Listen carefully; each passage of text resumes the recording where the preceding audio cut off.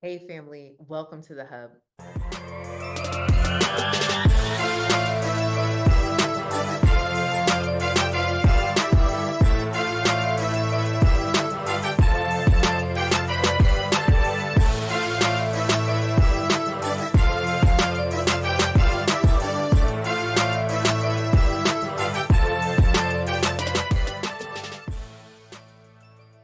It's Coach Cass, and I'm back. You know, what's really amazing is that it's only been like 2 weeks since Wanted Woman Live. And this event, um, you ever been in a space where you are just grateful to God for operating in your purpose? That's just exactly where I am. And what's so crazy is that our VIP is already half full, sis. Like we laughed, we danced, we cried, we released, we had a deep night at the suite. It was just beautiful, beautiful.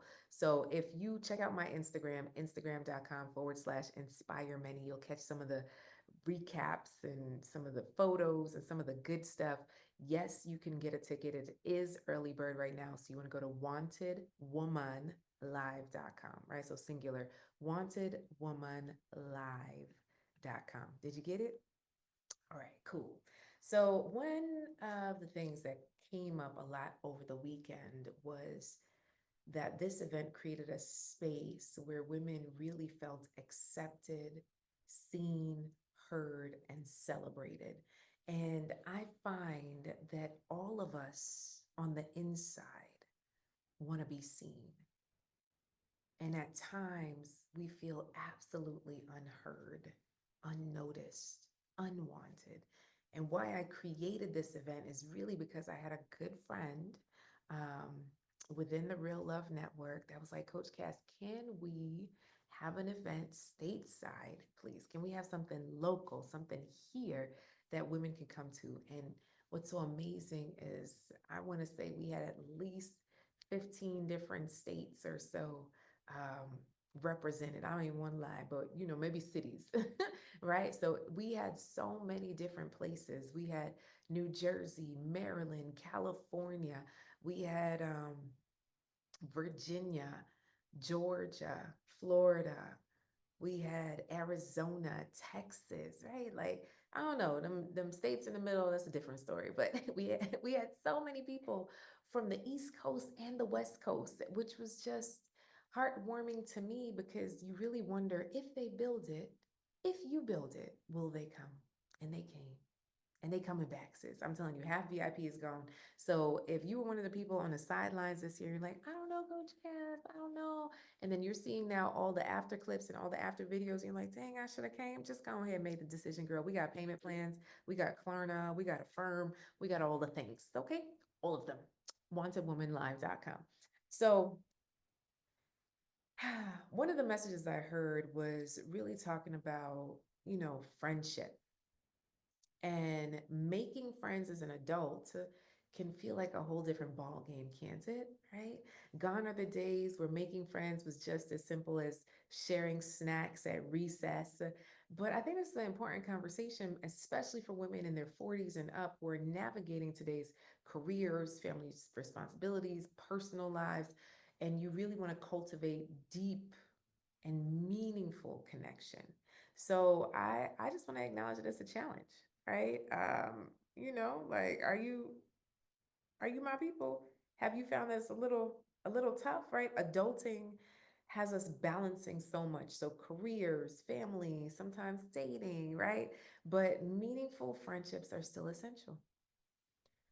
I really the fear of rejection, the vulnerability, the awkwardness. It's awkward. I spoke to several new members of the Real Love Network today, and they spoke about how they connected with women, but then the apprehension to like reach out, right? Will they answer the phone?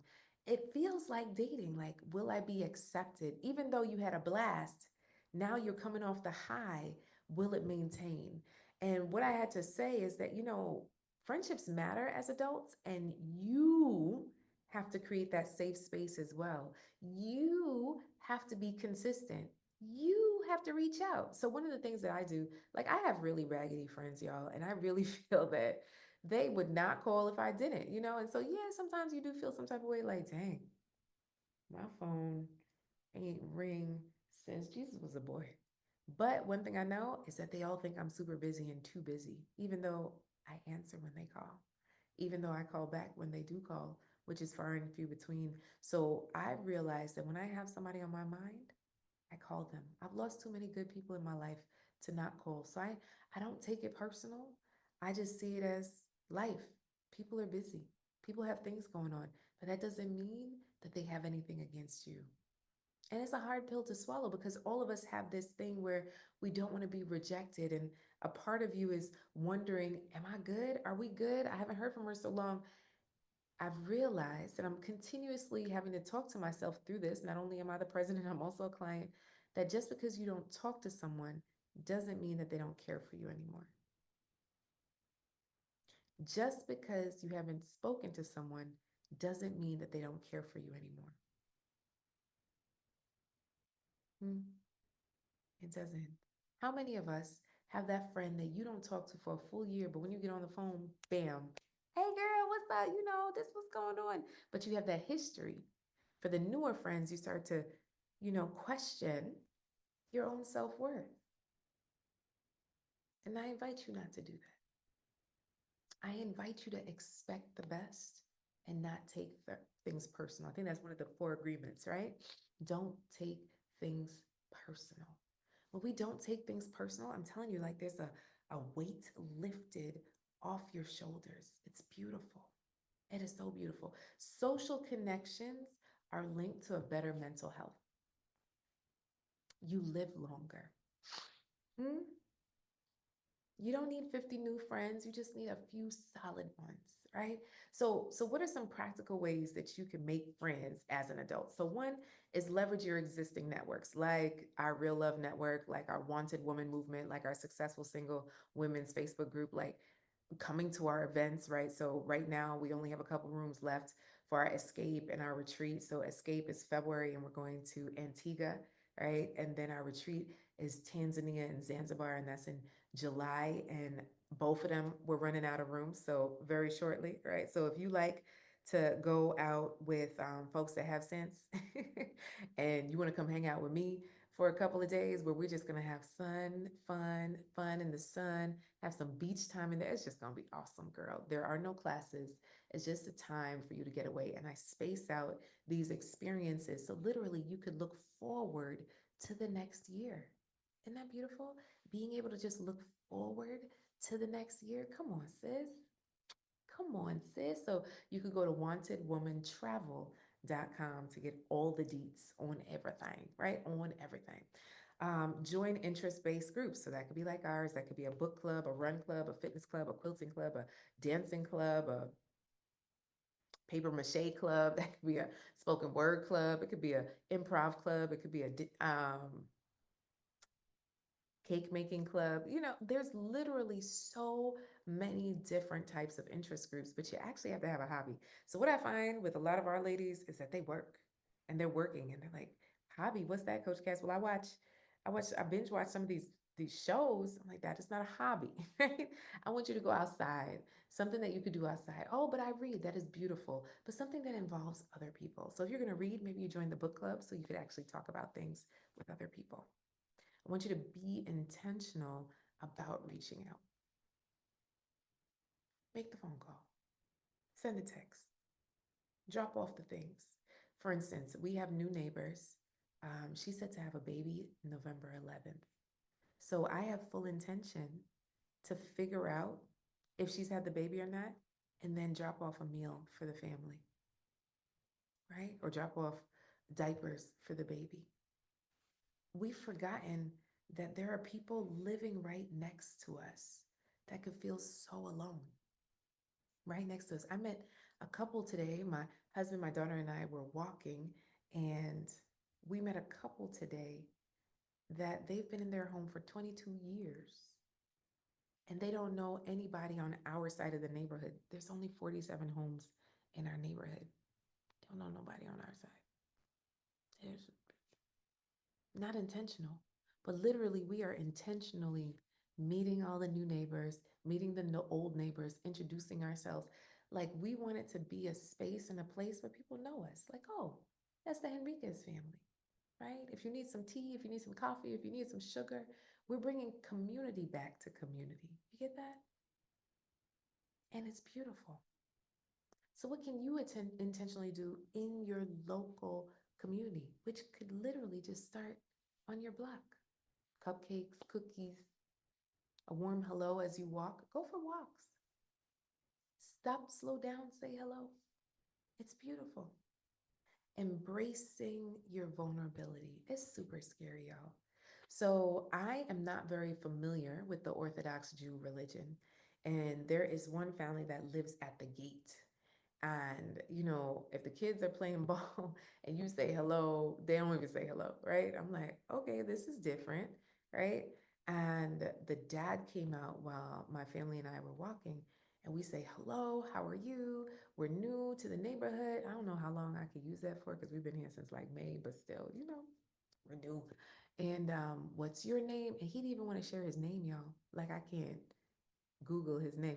But anyway, so he shared he's the blank family. And then I went to shake his hand, and he kind of said, no, no, no, I don't. I was like, okay, well, that's different. And I chalked it up to his religion. I was just like, I don't think this is racism. I think this is religion, but let me ask. And I asked on my Facebook, I was like, for all of y'all that are familiar with Orthodox Jews, like, is it normal for them to just not touch people? Like, what is that? And I told him, I said, look, I'm doing this in a spirit of love. Like, I really want to understand, and I don't want to just Google it. I want to hear from my people. And the way people responded was just so beautiful. They were like, yeah, people of the opposite sex, they do not touch, it's out of respect and da da da da. Like some brothers don't even touch their sisters, hug them or whatever.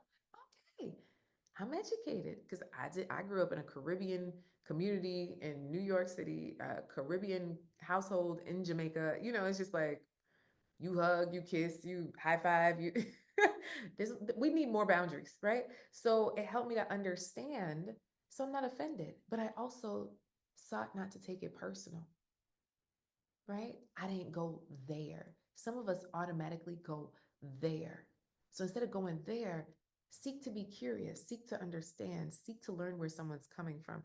One of the things I heard as an underlying theme from Once a Woman Live, because, we share our stuff at Once a Woman Live, and some of the women were like, wow, I didn't know she was going through all that, right? So family loss, child loss, no children, have children, STIs, cheating, bad marriages, abusive relationships, domestic violence. Like women have been through it, y'all, right? Having to be perfect. There's so many things that we carry on the weight of our shoulders and we don't want to share because we're super scared and don't feel like anybody else will understand. Create your own safe space or join one, which we definitely have over here, right? So embrace that vulnerability and join us for our events. I'm telling you that these fears, what if they don't like me? What if I don't fit in? Like, give yourself grace. Give yourself grace. It's normal for friendships to take time and effort to cultivate. And I'm inviting you who's listening in to be the cultivator, right?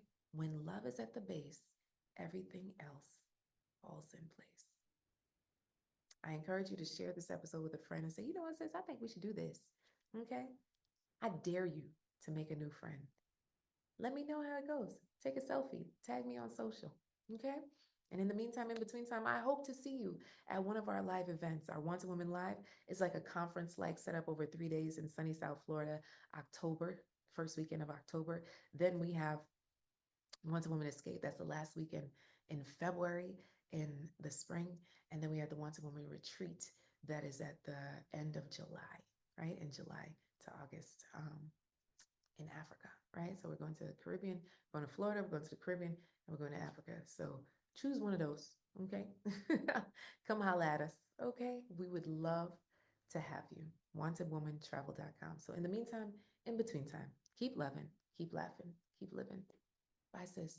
And just in case you didn't see, me and the hubby, we celebrated 10 years. 10 years. Enough love, enough respect. I love you, babe.